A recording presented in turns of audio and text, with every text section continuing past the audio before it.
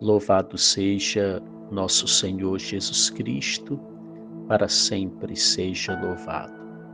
Vinde, ó Deus, em nosso auxílio, socorrei-nos sem demora.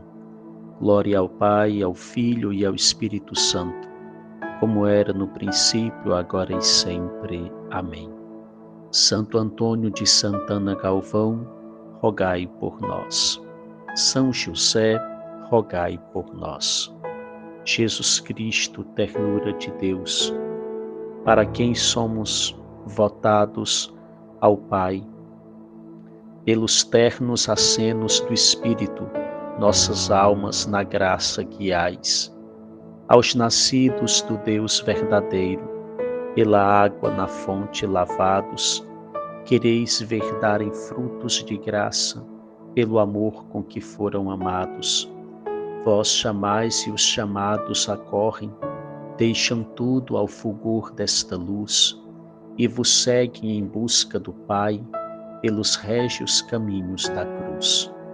Este santo, com todas as forças, quis a vós se unir pelo amor, da virtude às mais altas montanhas, procurou escalar com ardor.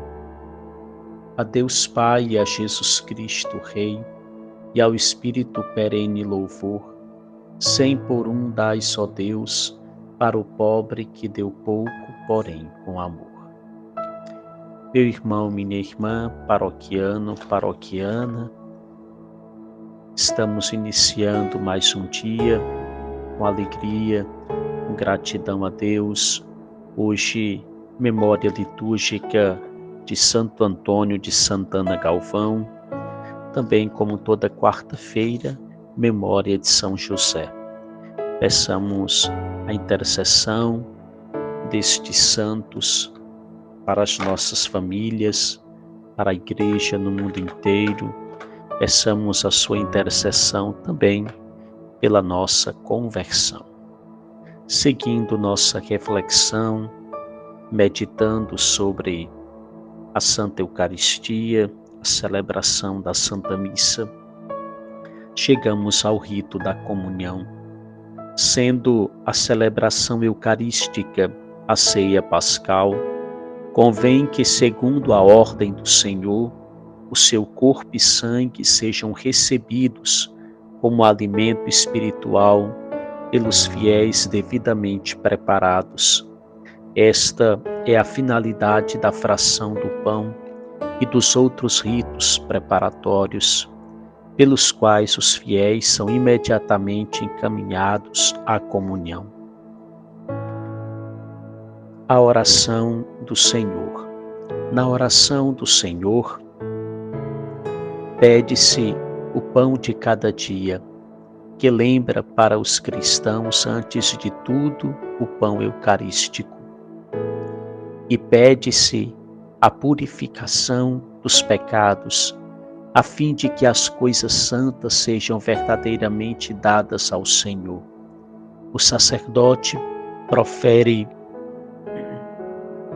o convite, todos os fiéis recitam a oração com o sacerdote, e o sacerdote acrescenta sozinho o simbolismo que o povo encerra com a doxologia.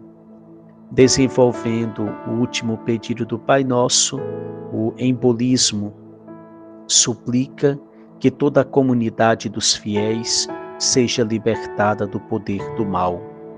O convite à própria oração, o embolismo e a doxologia com que o povo encerra o rito são cantados ou proferidos em voz alta. O rito da paz. Segue-se o rito da paz, no qual a Igreja implora a paz e a unidade para si mesma e para toda a família humana, e os fiéis exprimem entre si a comunhão eclesial e a mútua caridade antes de comungar do sacramento. Quanto ao próprio sinal de transmissão da paz, seja estabelecido pela Conferência dos Bispos, de acordo com a índole e os costumes dos povos, o modo de realizá-lo. Convém, no entanto, que cada qual expresse a paz de maneira sóbria, apenas aos que lhe estão mais próximos. A fração do pão. O sacerdote parte o pão eucarístico, ajudado, se for o caso, pelo diácono ou um concelebrante. O gesto da fração do pão, realizado por Cristo na última ceia, que no tempo apostólico deu nome a toda a ação eucarística, significa que muitos fiéis, pela comunhão no único pão da vida que é o Cristo, morto e ressuscitado pela salvação do mundo, formam um só corpo. A fração se inicia, terminada a transmissão da paz, e é realizada com a devida reverência. Contudo, de modo que não se prolongue desnecessariamente, nem seja considerada de excessiva importância. Esse rito é reservado ao sacerdote e ao diácono. O sacerdote faz a fração do pão e coloca uma parte da hóstia no cálice para significar a unidade do corpo e do sangue do Senhor na obra da salvação, ou seja, do corpo vivente e glorioso de Cristo Jesus. O grupo dos cantores ou cantor ordinariamente canta, ou ao menos diz, em voz alta, a súplica Cordeiro de Deus, a qual o povo responde. A invocação acompanha a fração do pão, por isso pode repetir-se quantas vezes for necessário, até ao final do rito. A última vez conclui-se com as palavras: dai-nos a paz. Tomemos a palavra de Deus para este dia. Mais uma vez lembrando da importância de nós conhecermos a liturgia da Igreja, para celebrarmos melhor, para vivermos melhor a Santa Eucaristia. Amar muito a liturgia da Igreja, compreender a sua riqueza, para que nada passe despercebido e assim possamos colher os frutos desta graça que Deus nos concede. O Senhor esteja convosco, Ele está no meio de nós. Proclamação do Evangelho de Jesus Cristo, narrado segundo Lucas. Glória a vós, Senhor. Naquele tempo, disse Jesus aos seus discípulos: Ficai certos, se o dono da casa soubesse a hora em que o ladrão iria chegar, não deixaria que arrombasse a sua casa. Vós também ficai preparados, porque o Filho do Homem vai chegar na hora em que menos o esperardes. Então Pedro disse: Senhor, tu contas esta parábola para nós ou para todos? E o Senhor respondeu: Quem é o administrador, fiel e prudente, que o Senhor vai colocar à frente do pessoal de sua casa para dar comida a todos na hora certa? Feliz o empregado que o patrão, ao chegar, encontrar agindo assim. Em verdade eu vos digo, o Senhor lhe confiará a administração de todos os seus bens. Porém, se aquele empregado pensar: meu patrão está demorando, e começar a espancar os criados e as criadas, e a comer e a beber e a embriagar-se, o senhor daquele empregado chegará num dia inesperado, numa hora imprevista. Ele o partirá ao meio e o fará participar do destino dos infiéis. Aquele empregado que, conhecendo a vontade do Senhor, nada preparou, nem agiu conforme a sua vontade, será chicoteado muitas vezes. Porém, o empregado que não conhecia essa vontade e fez coisas que merecem castigo, será chicoteado poucas vezes. A quem muito foi dado, muito será pedido. A quem muito foi confiado, muito mais será exigido. Palavra da salvação, glória a vós, Senhor. Meu irmão, minha irmã, Jesus continua a nos falar por meio de parábolas a respeito da inesperada vinda, da sua vinda, da sua vinda na parousia, no final dos tempos.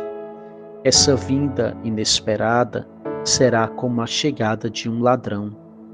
Esse é aquele que chega de surpresa, que não avisa, até porque se ele avisasse, se o dono da casa soubesse a que horas o ladrão viria, de forma alguma ele deixaria que a sua casa fosse roubada. Assim também devemos ficar sempre em alerta, sempre preparados, porque Jesus voltará. A sua vinda, embora seja incerta, não sabemos o dia nem a hora, porém sabemos que este dia acontecerá. Certo será esse dia, o momento da sua vinda. Pode ser daqui a pouco, daqui a uma hora, como pode ser daqui a muitos anos, porém sabemos, o Senhor virá. E Jesus revela isso aos discípulos, aos seus escolhidos, aos seus ministros, para que esses sejam os primeiros a viverem essa expectativa, a viverem de tal modo essa prudência, essa expectativa que faz viver de modo coerente e responsável, instruindo, orientando, ensinando, anunciando esta segunda vinda, gerando no coração das pessoas também essa confiança, essa esperança na vinda do Senhor. E o discípulo é esse administrador das coisas do céu, um administrador que recebe muitos dons, muitas funções em vista da expansão do reino de Deus, em vista do maior alcance dessa mensagem da salvação. Por isso ele é responsável em viver de modo coerente, de modo onde a sua própria vida anuncie a vinda de Jesus. Uma vida que anuncie e vive essa expectativa: o Senhor vai voltar. Então o discípulo é um escolhido, um privilegiado, mas é um privilégio que deve corresponder com fidelidade e vivendo uma vida que testemunhe essa espera. O Senhor virá, Ele voltará, Ele nos prometeu que viria. Então que a vida do discípulo possa anunciar essa vinda e gerar no coração das pessoas essa expectativa. Nós que somos chamados, o Senhor já nos revelou, já conhecemos essa verdade, sabemos que Ele voltará, que possamos viver essa vida coerente, a vida que anuncia: o Senhor virá em breve.